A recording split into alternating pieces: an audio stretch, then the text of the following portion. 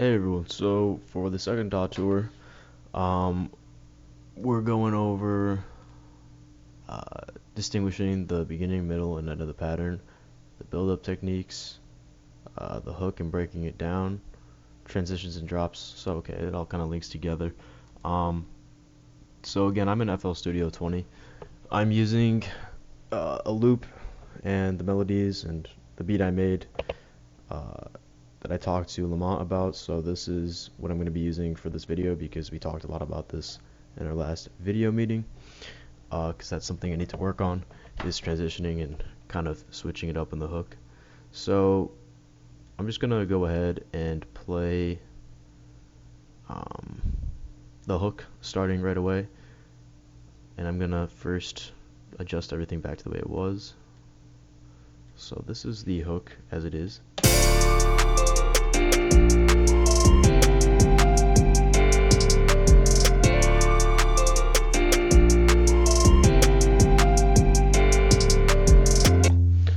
And so, alright, we have 16 bars of that for this entire hook. And so we went over basically how to change it up. But before I get into that, I'm going to play it from the beginning to kind of show the building up. And so it starts in halftime, and this is just an effect you can put on. This is like 12 bucks. It's from the Cable Guys. It's pretty cheap for how much you can do. You can really sort of change how a loop sounds or any melody that you make. So I found it very useful for making songs sound different at certain parts, and honestly the effect is really cool too.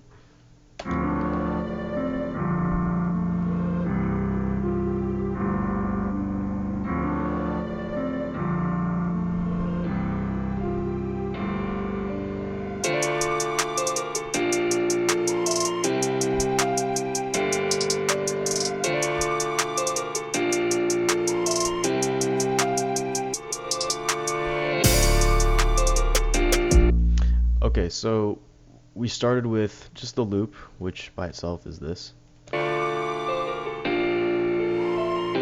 It's like a piano and some pads. So to start with, we just did hi-hats and a clap. So just two drum sounds there. And then when it drops, the 808 comes in. So just to play that with the loop so you can hear it by itself. And then I threw on a kick, which is actually in the same pattern here as the 808. So you can't hear it right now, but it sort of just gives it more of like a punchy feel. So when this 808 note plays, you hear it boom a little more. So it just plays the beginning of all the same 808 notes.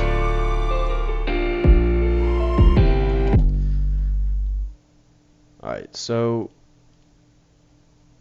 in the hook here, we have a few sounds that are added on. So one of them was 808, which I just went over. The other two are the snare and a crash. So the sounds that those make, for example, here's the snare. And then the crash, which I use at the beginning of each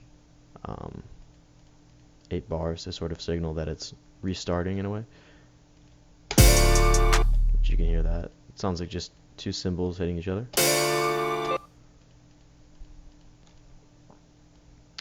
And so after these 8 bars play, the first half of the hook, something that me and Lamont talked about was doing something called a reverse drop, which is essentially cutting off one instrument, in this case the 808, where it normally would start. And so it's basically silent when it comes in here, and then it'll sort of pick up halfway through. So what that sounds like.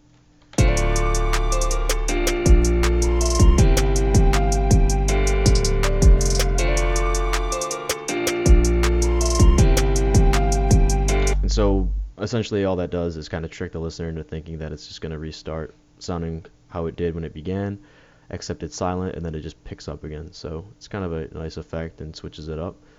Another thing was transitions. One thing that we talked about in our video meeting was taking part of the loop and reversing it right before the hook started. So let me see if I can recreate it real quick.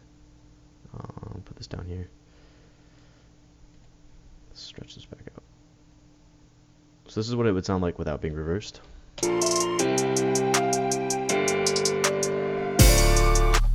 And after reversing it, you can do this in FL Studio by clicking on a sample, whichever piece you're working with, and just clicking reverse, and that'll just reverse the sound wave completely.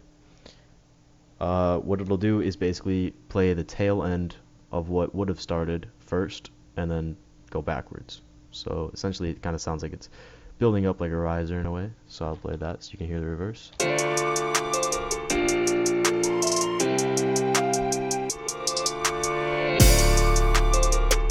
So that builds up in a really cool way to sort of drop for the hook. Another thing, little small thing right here, is I cut out the hi-hats just for this fourth of a bar here. What it would sound like with it. If you cut it out, it kind of just leaves like a blank spot and helps carry over to the drop more smoothly. It's similar in the sense to the reverse drop, and that it's a break in an instrument to help everything else pick up after transition. And then another thing, so when we're breaking it back down, we're cut out the hi-hats, the 808 and the snare again. So this would be sort of like the second verse or the bridge. This beat's short, so this is the bridge here. And I'm going to play without the effect first, just so you can hear something else I did, which was bring it back to halftime. So you'll hear the melody change. This loop right here, it'll change from how it's playing to halftime. And I'm not actually sure exactly what halftime is doing, but I mean, to some degree it's playing it 50% as fast, depending on what settings you choose. I don't know how to actually do that without the plugin, but you'll hear it right here.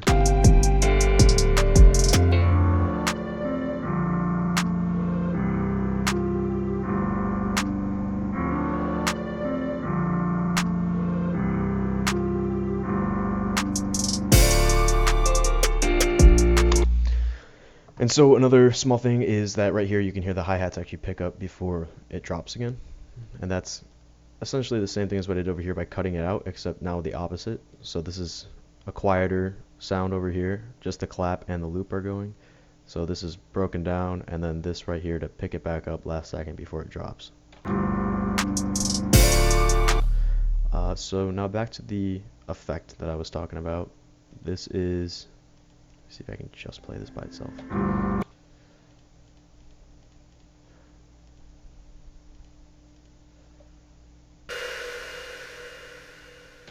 So that's sort of like the outro sound of the hook, which helps transition it to the emptier bridge right here, breaking it down. If you listen closely, you can hear the start.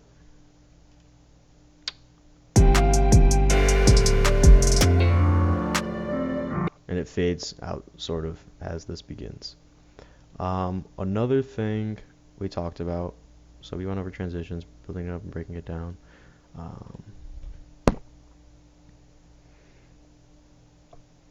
Yeah, so another thing you could do for a transition, this is a pack we went over in the video meeting. This has just some effects. So a rise, to kind of do the opposite of what this is doing. This is fading out the hook into the bridge. An opposite thing you could do is find a rise to lead this into the hook. So we already kind of have actually a riser in a sense that the loop is reversed, so it's basically rising. But we could also try to find an effect that might work.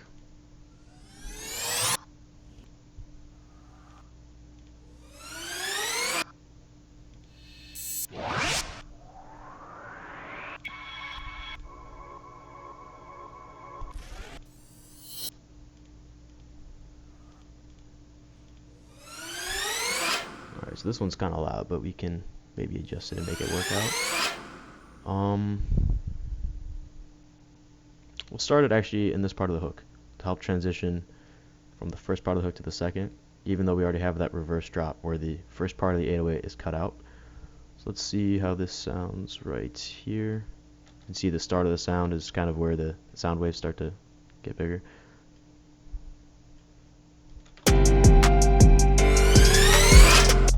Alright, so right now that sounds loud and kind of gross. but we can just turn down the volume a bit, and then maybe pitch it down a bit so it's not so high pitched.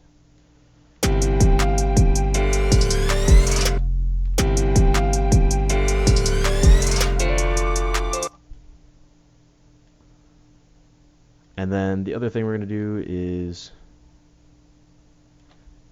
I don't like how this is going into the next part, so you can hear it play still right here. I'm just going to cut that and then turn on stretch and stretch this out so the biggest part is right where it ends. So the loudest part is right where the riser stops. Well, I gotta turn stretch off now and then cut it. Alright, so let's try this now.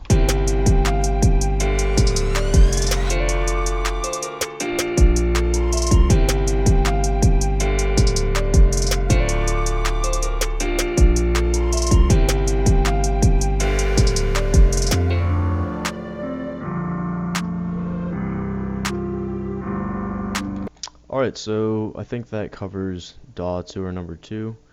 I didn't actually get to it in this video. I'm still working on this, but something I'm going to try is adding another melody that'll work with this. Even though it already has a lot of sounds, this is what it sounds like. So that's something I'm working on right now.